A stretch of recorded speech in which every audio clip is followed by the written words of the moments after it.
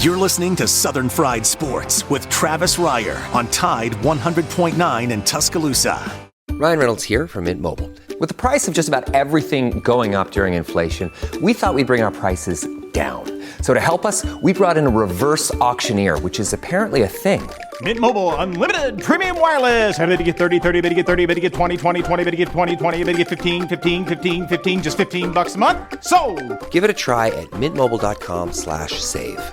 $45 upfront payment equivalent to $15 per month. New customers on first 3-month plan only. Taxes and fees extra. Speed slower above 40 gigabytes. See detail. Is Southern Fried Sports with Bama Online senior analyst Travis Reier on your home for Alabama sports. Tide 100.9 and streaming on the Tide 100.9 app.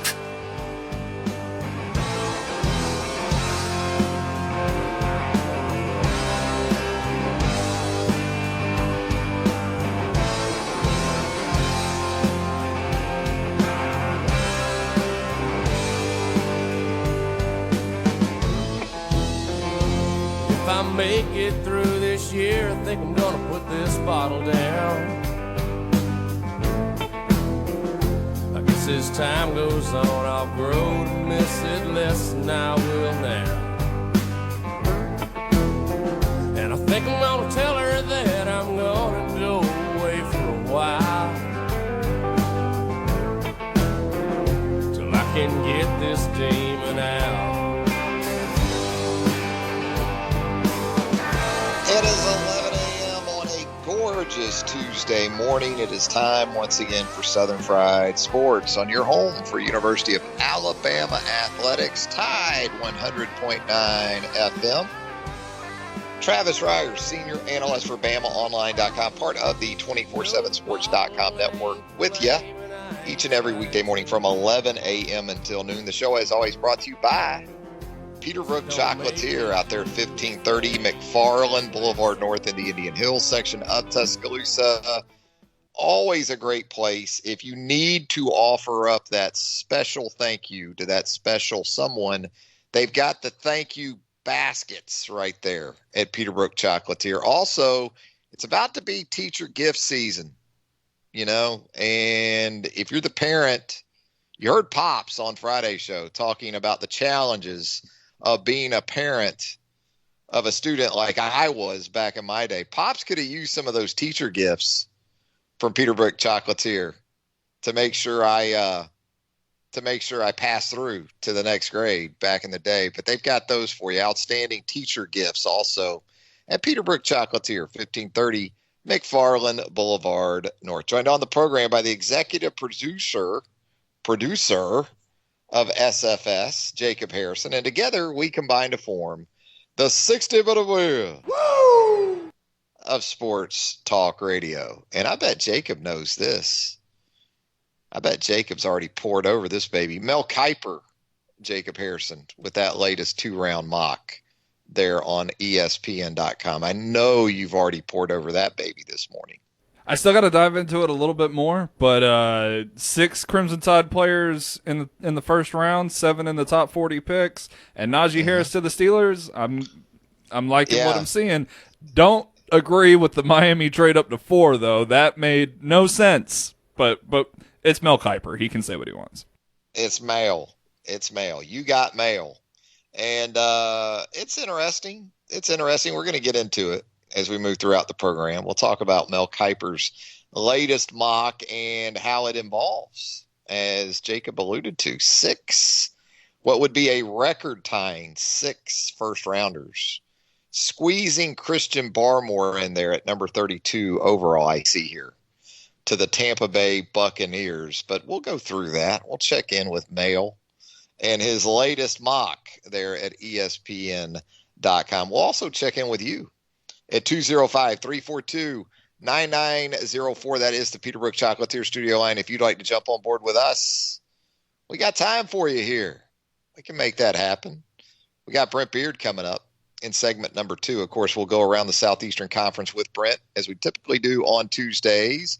Brent is bound for T-Town coming up. Brent's going to be in town for A-Day. So he's making that trip up on Friday. But we'll get Brent's thoughts on, it's a big Saturday of spring games around the SEC. Auburn going to have its version of A-Day. Arkansas, LSU, Georgia, Vanderbilt, Mississippi State, but only one will be on network television, or at least the cable anyway. And that will be the one emanating from right here at Bryant-Denny Stadium. Noon kickoff, you will have ESPN coverage of that affair on the cable. 205-342-9904. I'm still trying to recover from Parents Weekend, man. Talked about it yesterday. What a lightweight, man, as I've become in my advanced age. Couldn't do it. Couldn't back up a Friday night with a Saturday. Just awful. Just pathetic. Pitiful. You're going to have some baseball in Tuscaloosa tonight. Should be perfect out at the Joe. A now surging Alabama baseball team welcoming the Sanford Bulldogs into the Sewell Thomas confines over there off Bryant Drive. That's 6 o'clock first pitch. Of course, Alabama will host Auburn Thursday through Saturday. Big softball weekend coming up as well. Alabama and Florida proposed an interesting scenario to the kid, Gary Harris, on his program in the previous half hour. You know, Skylar Wallace transferred out of Alabama to Florida. And Skylar, of course, is a world-class type talent.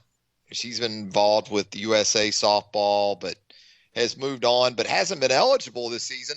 But we're anticipating this one-time transfer rule passage coming here in the next couple of days. If it works out that way, let's say Thursday they get passage of the one-time transfer rule. Is it effective immediately? Now, there's the intra-conference you got to consider with that too. And we saw another league this morning, the AAC, go ahead and say, look, we're doing away with the intra-conference rule ourselves. So it's just a formality at this point. Does all this go down in time for Skylar Wallace to be eligible to play this weekend? Oh, that would be interesting, wouldn't it? Absolutely. 205-342-9904. Let's go there right now. Jeff is on hold on a Tuesday morning. Jeff, how are you doing? Good. I was doing pretty good, Travis. How you doing? I'm doing great, sir. I just wanted to ask you. I don't know how much you follow the state. I know you cover. I don't know how long you covered Alabama. I'm sure you covered it a long time. But what do you think about Jacksonville State chances in the playoffs? Of Jacksonville State? Yeah, Alabama. They won the OVC. They gonna get the automatic bid to the FCS playoffs. They won it this weekend. They beat Murray State. They finished the championship of the OVC.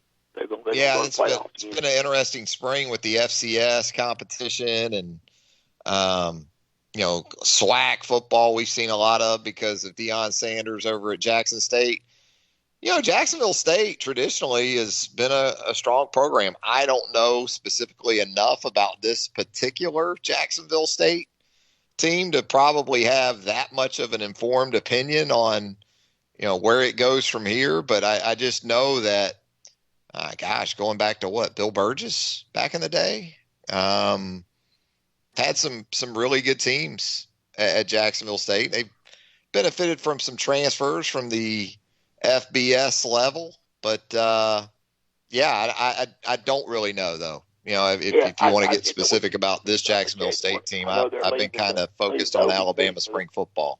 I know they're leaving the OVC for the Atlantic Sun. I know the Atlantic Sun getting into football. I don't know why they're doing it. I don't know why they're doing it, but I don't know why they're going back to the Atlantic Sun. I guess they like that conference better. I don't know, so I'm not sure why they did that, but I know them in Eastern Kentucky leaving the OVC. Eastern Kentucky was a founding member of the league, so I know that's a big loss for the OVC. But I just didn't know what was you thought about that. But I know everybody's excited about the A-Day game Saturday. I know a couple schools, the SEC, aren't going to have spring games. I know Kentucky's not. There's a couple other schools that weren't either. But is it true y'all are charging people to get into that?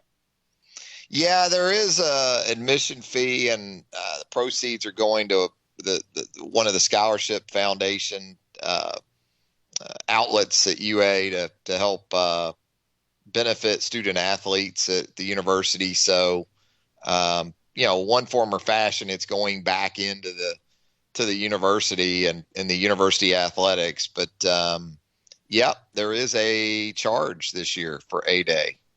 Yeah, I should know I've done that in the past. I didn't think most schools did it, so I was just curious about that. I know there'll be a big crowd there, so and everything with Auburn having theirs too, but and everything. What did you think about? Did you hear about Barkley's comments about doing Monday Night Football? You heard that? Whose comments? I'm sorry. Charles Barkley wanted him to do Monday Night Football. Oh yeah, that he was offered a job. I would love to see Charles. I'd watch Charles Barkley call cornhole. Okay. So if you want to put him on Monday Night Football or really just about anything else, I'd probably tune in to hear Charles. I don't know about you, Jeff.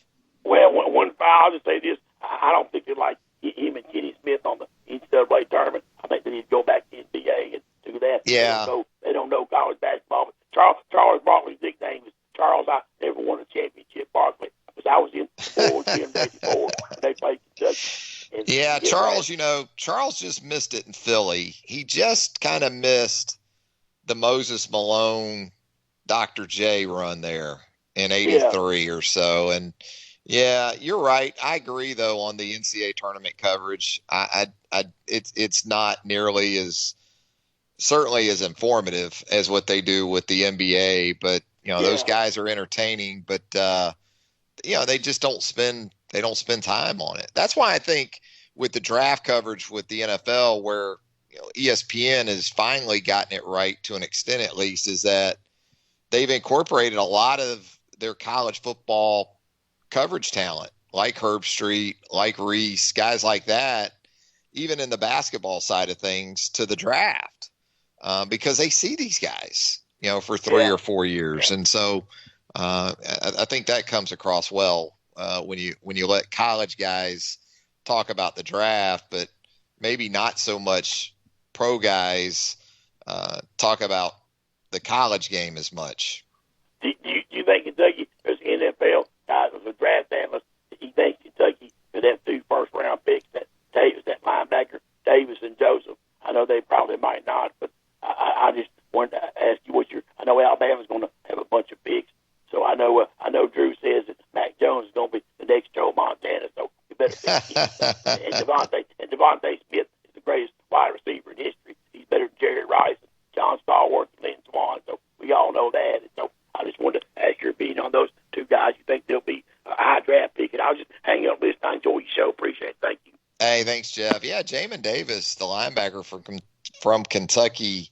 Mel Kiper in his latest 2-round, he has Davis going 26th overall to the Cleveland Browns. Davis is a freak, physical freak. And when you looked at this guy kind of going into the draft process, you thought, maybe 2nd, 3rd round, but he has surged throughout the draft process. So I would say Davis right now, maybe more momentum of the Kentucky possibilities for the first round. Kelvin Joseph, though, he's a corner from Kentucky. I thought he was impressive here in Tuscaloosa. Did some good stuff in man coverage, even against Devontae. Physical, very confident corner. Mel Kiper has Kelvin Joseph of Kentucky going number 40 overall in the 2nd round. To the Denver Broncos. Thanks for the call, Jeff. When we come back, Brent Beard of College Sports Today and First Coast News. He'll join us on a Tuesday edition of Southern Fried Sports, presented by Peterbrook Chocolatier, right here on Tide 100.9 FM, right after this. From the University of Alabama, this is Crimson Tide Today. It's a daily update on Bama sports, and it's brought to you by Dex Imaging, the official copier and printer provider for Alabama Athletics. Hello again, everybody. I'm Roger Hoover. Alabama's 2020 College Football Playoff National Championship team will be honored at the conclusion of the 2021 Golden Flake A-Day game that is scheduled for a noon kick on Saturday at Bryant-Denny Stadium. As soon as the game concludes, which is estimated to be around 2 p.m. Central, the 2020 CFP and SEC champions will be honored at midfield. Head coach Nick Saban and quarterback Mac Jones will address the crowd, and the 2020 National Championship flag will be raised in the stadium. During the game, both the Heisman Trophy and Maxwell Award will recognize their 2020 winner, Devontae Smith. The Maxwell Award presentation is scheduled for the first quarter break, while the university's copy of the Heisman Trophy will be presented to Smith at halftime. I'll have more in a moment. Following the process of pursuing excellence, Alabama has won 26 SEC championships and 17 national championships. At Dex Imaging, they are working towards excellence as well. If you need a copier and printer company that understands excellence and how to get there, then give Dex Imaging a call. To learn more, go to DexImaging.com. Dex Imaging, the official copier and printer provider of Alabama Athletics. If you missed last night's edition of Hey Coach, you can check it out on our Alabama Insider podcast on all podcast platforms. Softball head coach Patrick Murphy recapped Alabama's series win over previously unbeaten Arkansas. Also, Director of Athletics Greg Byrne gave more details on Saturday's upcoming Golden Flake A-Day game at Bryant-Denny Stadium. And that's your Bama update. Crimson Tide Today brought to you by Dex Imaging. Crimson Tide Today is a production of the Crimson Tide Sports Network. Tide 100.9 Tuscaloosa weather. A summer preview this afternoon. The sky partly to mostly sunny, the high 86 degrees. For tonight, clouds gradually increasing with a low at 58. Cooler tomorrow, mostly cloudy with a chance of showers by afternoon, the high 75 degrees. I'm James Spann on the ABC 3340 Weather Center on Tide 100.9. It's 76 degrees in Tuscaloosa. Tide 100.9. For more coverage of Alabama football, visit us at Tide100.9.com or download the free Tide 100.9 app. The Crimson Tide will not be denied.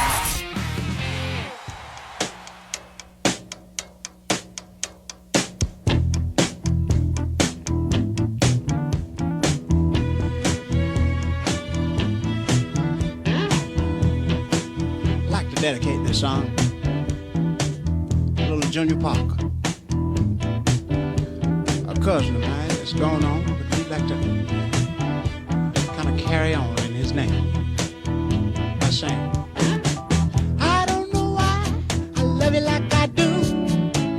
After all the changes that you put me through, used all my money and my cigarettes, and I haven't seen how to have you yet. I want to know, won't you tell me I love to stay? Take me to the river, wash me down, won't you cleanse my soul, put my feet on the ground. Back with more of a Tuesday edition of Southern Fried Sports right here on your home for University of Alabama Athletics. Tide 100.9 FM. Travis Reier, senior analyst for BamaOnline.com, with you. And it's that time on Tuesdays when we head to the Peterbrook Chocolatier studio line. Check in with our great friend Brent Beard of College Sports Today and First Coast News. Brent Beard headed this way on Friday for A-Day 2021, along with his twin brother Brett. Recently celebrated some birthdays there, so we congratulated Brent on that. I believe it was a week ago, but I know you're fired up, Brent, to get up here and get A-Day hopefully back on track here, as it took a year off in 2020. Right, it's great to hear 50% attendance, and now the national championship team will be honored after the game. So, and look, they do a pretty good job, frankly, of keeping that within 2 hours. We're on Nick Saban's clock, aren't we, Trav, in a situation like that. So, and again, in addition to Alabama, we've got several others. So big SEC weekend this weekend and next weekend for spring games. Yeah, I wanted to go around the SEC because it is such a busy Saturday for spring games. Maybe get a storyline or two from you where each of these spring scrimmages are concerned. And I guess you start with Arkansas, and like a lot of other situations around the SEC, it seems like you're talking about quarterback. And it seemed like the expectation going into spring was that KJ Jefferson would step in there and succeed Felipe Franks. But I've seen some quotes and read some things from Sam Pittman in the last couple of weeks. He doesn't seem to be entirely thrilled, maybe, with the progression of that position. He does have Traylon Smith at running back coming back. That helps. Traylon Burks at wide receiver. That certainly helps. Where do you think that one sits right now at Arkansas, Brent? He's not happy with the accuracy for either quarterback. Frankly, they were in their scrimmages, they've been around 50%, which we know in this league, 50% quarterback's not going real far. So, but again, they're underclassmen, so it's going to take a while for them to get going. I still think the line of scrimmage is going to be huge for them. With Pittman, their offensive line eventually is coming around, and a lot's going to depend on that defense. Now, you remember that defense last year, and Alabama shredded it at times. But I still say, Trav, if they make as much progress from year 1 to year 2 as they did from year 0 to year 1, I think you may see some growing excitement in Fayetteville. Yeah, I got a really nice couple of pieces on the defensive side with Jalen Catalon coming back there at the safety position, one of the best players in the league at his spot, had 99 tackles. And so they have some defensive production. And, of course, you liked what Barry Odom was able to do as the first-year coordinator with that Arkansas defense as well. Let's talk some Auburn, Brent, as the Tigers get ready for their first version of A-Day under new head coach Brian Harsin. It's hard not to look any other place but the quarterback position, right? Heading into year 3 with Bo Nix. He's yet to get over the 60% completion number hump. He's going to be working with Mike Bobo as the new offensive coordinator and also quarterbacks coach. And I know they've had a position move of note here with a tight end, a big tight end going to the defensive side of the ball. Yeah, J.J. Pegues, who they're using a little bit of everywhere, has been moved from tight end to defensive end, which I still say Auburn's weakness is their line of scrimmage on both sides. And that's one thing that they've got to get taken care of, and Pegues may be able to really help them with that. I'm curious if you've heard, Travis, about this freshman tight end, Brandon Frazier, who is really doing well. Now, again, a lot of that's according to his teammates, but I understand he's turning some heads. But the thing you mentioned at the beginning, to me, is a key to the whole thing, isn't it, Trav? I mean, look, Bo's got some talent. I mean, we know that, but can he harness that and keep, number one, from making just pitiful decisions, and also can he trust his offensive line and his wide receivers? We know he's losing his 3 best ones at this point. And I think that's what Bobo and Harsin are trying to do. He's under center, and he'll still be able to do some bootleg stuff, which he's, I think, pretty good at. But look, the thing with Bo, and listen, this is what made Mac Jones last year so good beyond his arm, was his decision-making ability. And they're spending a lot of time, Trav, with the Knicks during the spring trying to improve that. And we can say all you want to. You can throw it through a brick wall, but if you make bad decisions, it doesn't matter, does it? No, it does not. And one of the storylines we probably haven't spent enough time on this spring is Derek Mason stepping in there as the new defensive coordinator at Auburn. Got a couple pieces to work with, I'd say, at the linebacker and secondary levels. Smoke Monday back at safety. I believe Zacoby McClain back at linebacker. Owen Papo.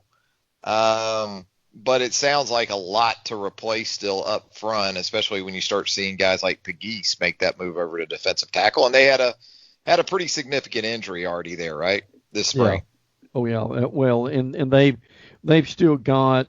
And by the way, they'll be 40%. Alabama's 50%. They'll be 40%. For whatever reason, people make a big deal out of that, I'm sure, by Saturday. But at the same time, I think for Harsin stepping in and for what we know, what we've heard, I think overall that they've had a pretty decent spring. Let's talk some Georgia because, well, it's Georgia's time of year, right? Georgia absolutely. in the spring every year. You can set your watch to the Bulldogs and the national championship hype for another season. Of course, the Dogs without a national championship since 1980. Quarterback appears to be in good shape with JT Daniels. The injury situation, though, at wide receiver is certainly concerning looking ahead to the fall. But overall, in terms of just roster, it looks to be Georgia and pretty much everybody else in the East once again. Oh, yeah, I don't think there's any question about that. I mean, they have, I think Carson Beck may be the second string guy, the kid from Jacksonville. He's hung in there to his credit, and they say he's coming along. Matter of fact, they had a scrimmage on Saturday and said that he threw a perfect pass for a touchdown, so that caught the coach's eye. I mean, we know JT Daniels is number one, which is a lot of the reason for the excitement at this point. Kendall Milton had a good scrimmage in the game, so did James Cook. Now they've got some injuries at running back, but Dajon Edwards is a guy that's caught some attention too. Brock Vandergriff has also had a pretty good spring. Also, I know he had some injuries and surgery, and I think he's doing okay. He's limited in what he can do, but as Travis mentioned, they've just got a slew of injuries at wide receiver, and Kirby has downplayed that at that point. Jermaine Burton is going to be okay. He hyperextended his knee, and I think he'll be fine. I mean, George Pinkins, you can't lose a guy like that. And then they've also tried to get back Marcus Rosemary, Jack Saint, who had that awful injury during the Georgia-Florida game, Dominic Blaylock. Also, Nakir Jackson is playing well. Also, he likes what he sees, I think, overall at particularly at linebacker with Kobe Dean and Shannon Tyndall and Quay Walker. But again, I mean, you touched on it, and I can hear it down here already. And you know that this is a pretty big Georgia town about how they're going to supplant Florida, and this is their year to challenge for the national championship, and it's already getting out of hand, Trav. As you would suspect, I think he's fine with the defense. Obviously, their spring game is this weekend, so the excitement is there. And again, we can't forget they start the season in Charlotte with Clemson, which would be a big test for them, and we'll talk about that as it gets closer. But Trav, the thing I go through is it's not like Clemson doesn't have any talent.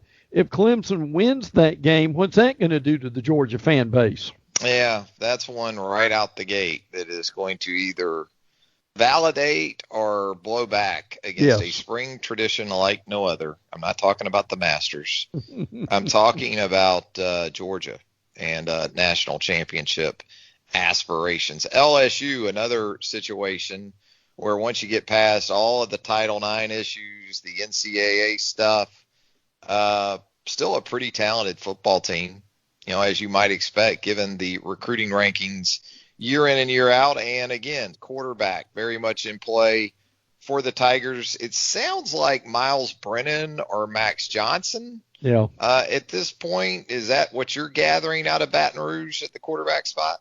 Yeah, they're not going to tell us that, but certainly from what we hear, that's going to be the case. And frankly, they're going to have a pretty good quarterback room. TJ Finley has played a little bit. Also, I know Eric Gilbert.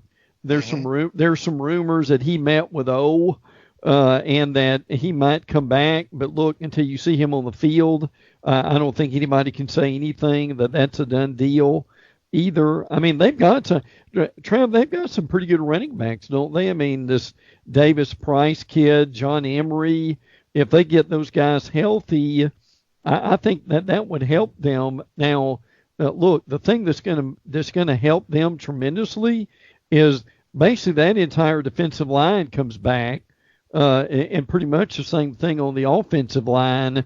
So as far as talent on the field, I think they're fine. It's just this this distraction that keeps going on with this Title IX situation, that you almost hear something ugly about that every other day, don't you? Yeah, a couple more lockdown corners with Derek Stingley Jr. back, absolutely. Eli Ricks. I think they've made some changes in the secondary, maybe shifting a corner to safety. And, they're going to have guys. They always do. And you said it with the lines of scrimmage. Offensive line was a real problem for them a year ago, but Austin Deculus coming back for kind of a super senior season, at least at the one tackle spot, helps. And then we'll go from there with the LSU. Let's talk Mississippi State, Brent.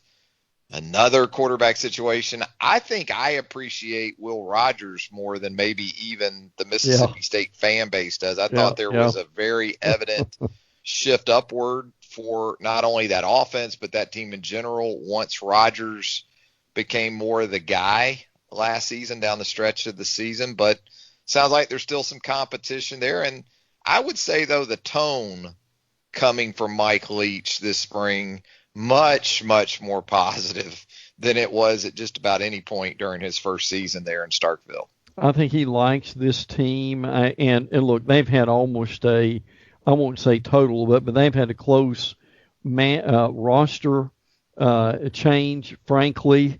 So what he said so far has been very positive. Like Travis has said, they've got a freshman, Daniel Greek, that Leach likes. So, I mean, I think they'll be fine at this point. Scott Lashley has been asked about Lashley a little bit and said he's coming along and playing well. So I think like Ole Miss, now Ole Miss is ahead of Mississippi State. I don't think there's any doubt about that. But State will be better. And look, if he can get their offense going in the right direction and they can consistently score some points, State's going to give some teams trouble this year. Yeah, and Zach Arnett, as much as anyone a year ago, gave that team, it seemed like, its best chance to win as the coordinator on the defensive side of the ball. Yes. Really impressive job by the young coordinator in year one under Leach.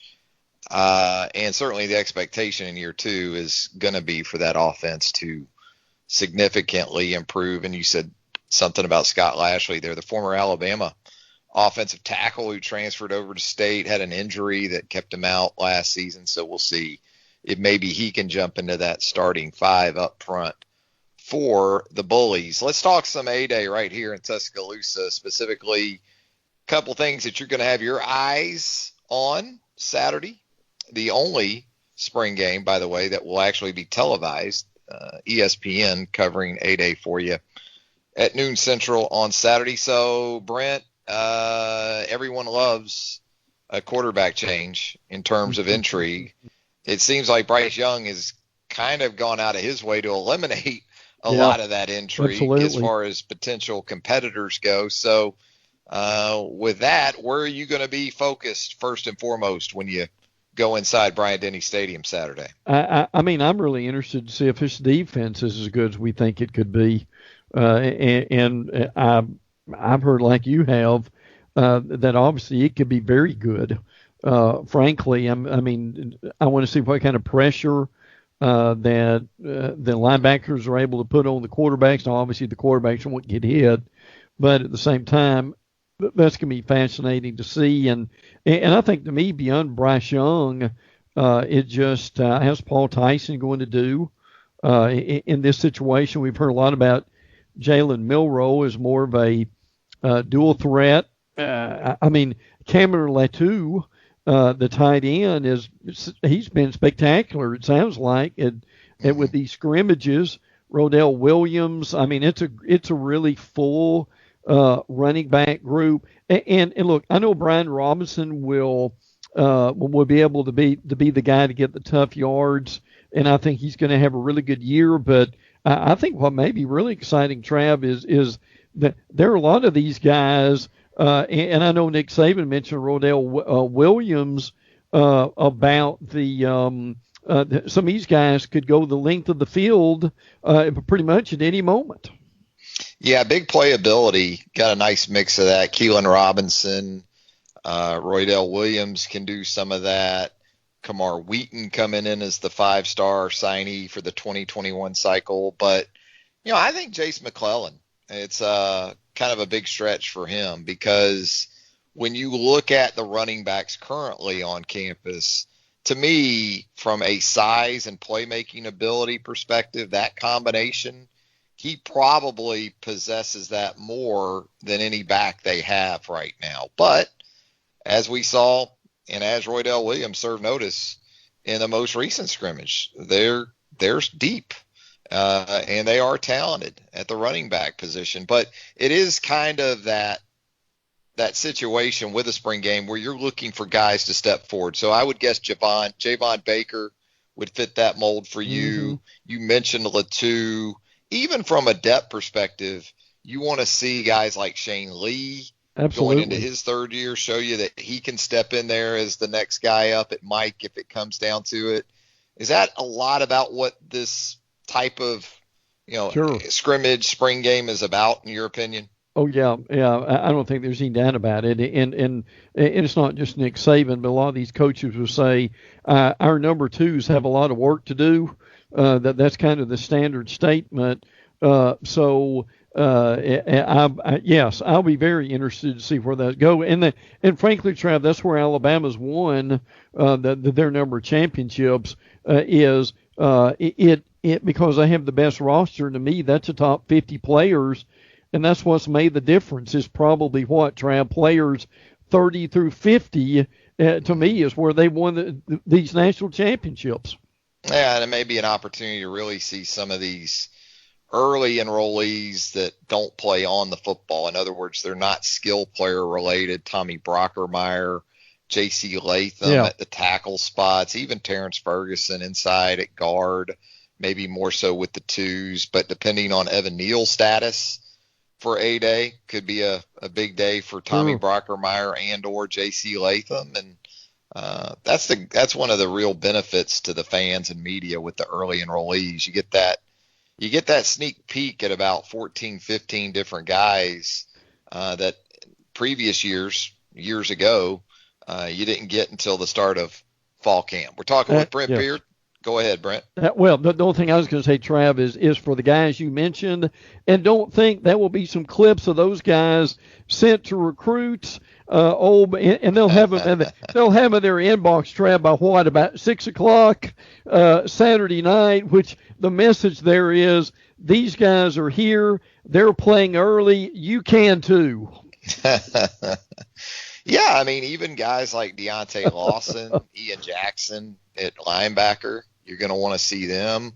Keanu Coote at outside linebacker, JaQuincy McKinstry at corner. Yeah, I mean, a lot of young guys to check out on Saturday as well. Hey, Brent, before we get out of here with you, it's been a active week or so, not only for Alabama men's basketball, but just around the league in general, around college basketball in general. When you have over 1,200 players in the transfer portal, it can't help but be active. And then coming up here in the next week or so, we're anticipating the one-time transfer rule. I see where the AAC just this morning announced it's doing away with its conference transfer rule, like the ACC, like the SEC is expected to do as well.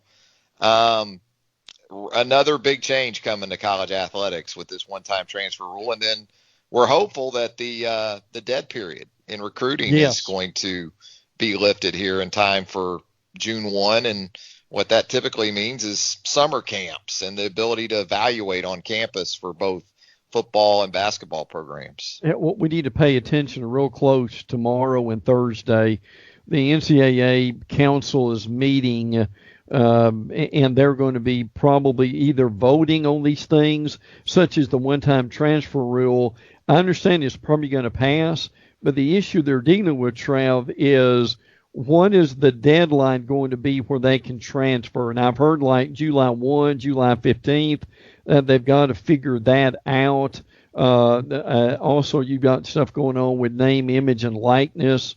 Also, as you mentioned, I think it's a foregone conclusion that the dead period will end, and they'll be on the road in June the 1. But listen, this transfer situation is really helping the SEC. I mean, Xavier Pinson from Missouri going to LSU. Trav, you remember Pinson in Missouri? That kid can play. So whoever he's going, he was going to help. Bama's done really well with it. But the thing that really caught my eye was, and I think this is really smart, like Bama did with Nate Oates, Arkansas finalizing a multi-year contract with Eric Musselman to keep him around for a while. Yeah, with all the movement and with changes in the college coaching ranks, you got jobs like Indiana that came open, Arizona, Roy Williams retiring at the University of North Carolina, although that one went kind of according to plan with Hubert Davis being elevated as the next head coach of the Tar Heels. Good time if you got a guy like a Musselman, like a Nate Oates. Sure. Go ahead and get those guys locked down. Well, Brent, I know you're excited to get to Tuscaloosa. You'll have to get your picture taken with that new mammoth elephant outside the northwest end zone. So that'll be a good photo op for you when you get here over the weekend. Trav, we'll look forward to it. A lot to report on with SEC and, frankly, ACC. Florida State had their spring game this past weekend. Miami has theirs. Alabama fans will be interested in that because, yes, that's who Bama starts the season with in Atlanta. Be interesting to see that quarterback situation without De'Aaron King at Miami coming up on Saturday. So, Brent, safe travels, my man. Always appreciate you here on the program. Always great stuff with Brent Beard. College Sports Today, First Coast News, and, of course, Heisman Trophy voter as well. Thanks, Brent. My pleasure, bud. Look forward to next week. Take care. There he goes, Brent Beard, back with more of Southern Fried Sports on a Tuesday right after this. You own a small business. Tide 100.9 Tuscaloosa weather. A summer preview this afternoon. The sky partly to mostly sunny, the high 86 degrees. For tonight, clouds gradually increasing with a low at 58. Cooler tomorrow, mostly cloudy with a chance of showers by afternoon, the high 75 degrees. I'm James Spann on the ABC 3340 Weather Center on Tide 100.9. It's 77 degrees in Tuscaloosa. The flagship station for Alabama Crimson Tide football. Alabama touchdown. Only on Tide 100.9 and streaming on the Tide 100.9 app.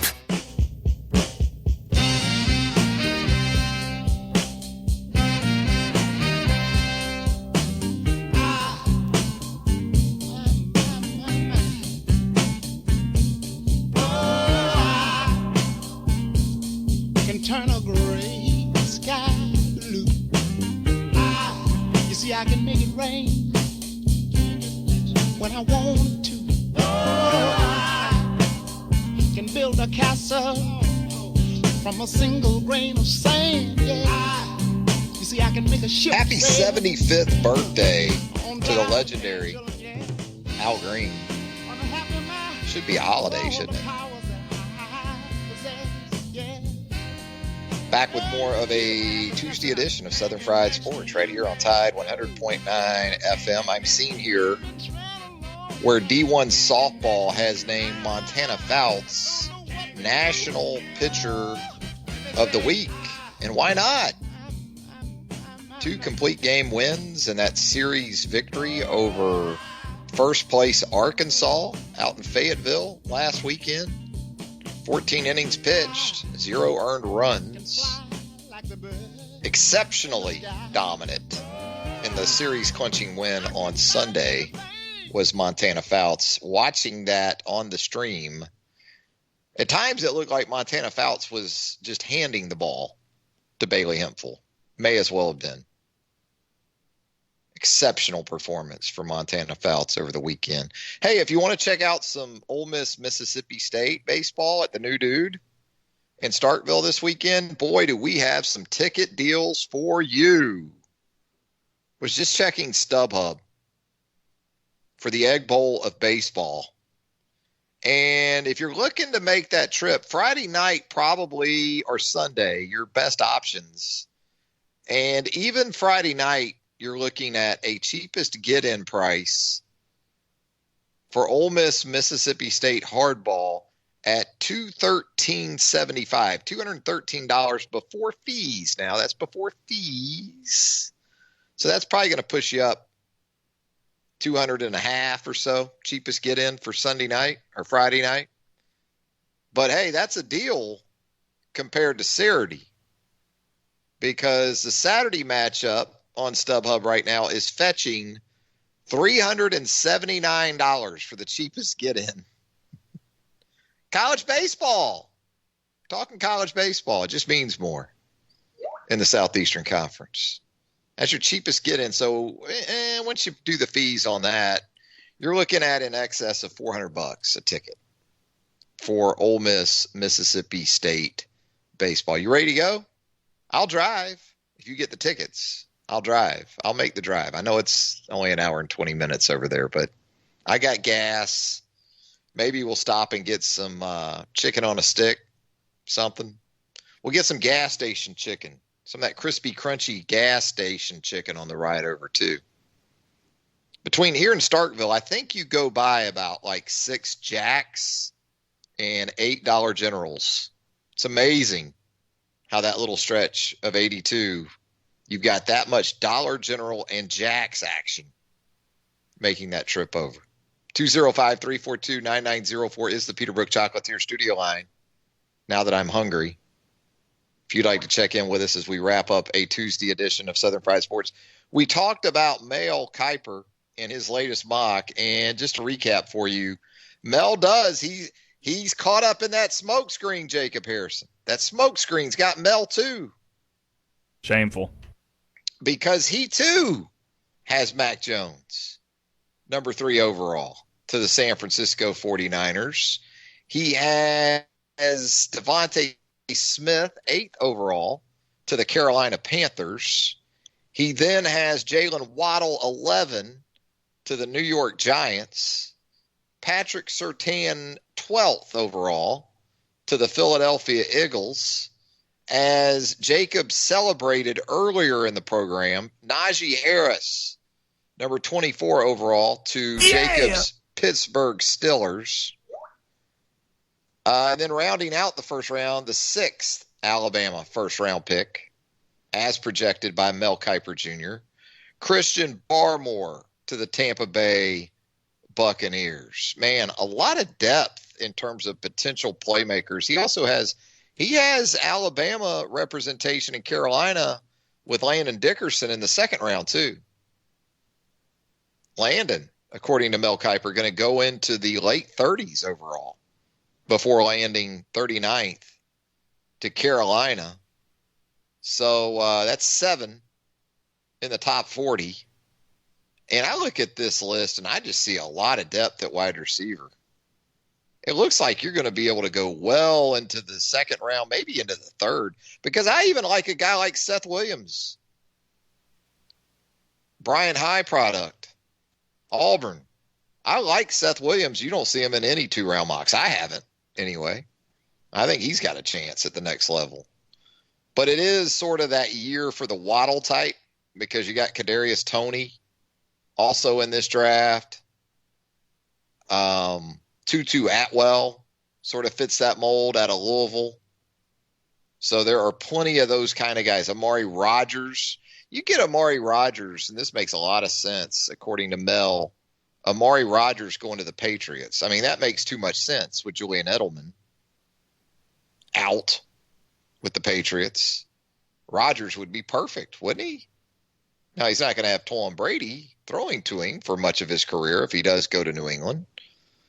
But that sort of speaks to the depth at wide receiver, and especially those kind of receivers, inside receivers. Mel likes Anthony Schwartz of Auburn in the second round to Joe Gaither's Chicago Bears, 52nd overall. I like Seth Williams better than I like Schwartz. I know the speed differential is very much there. Schwartz much faster.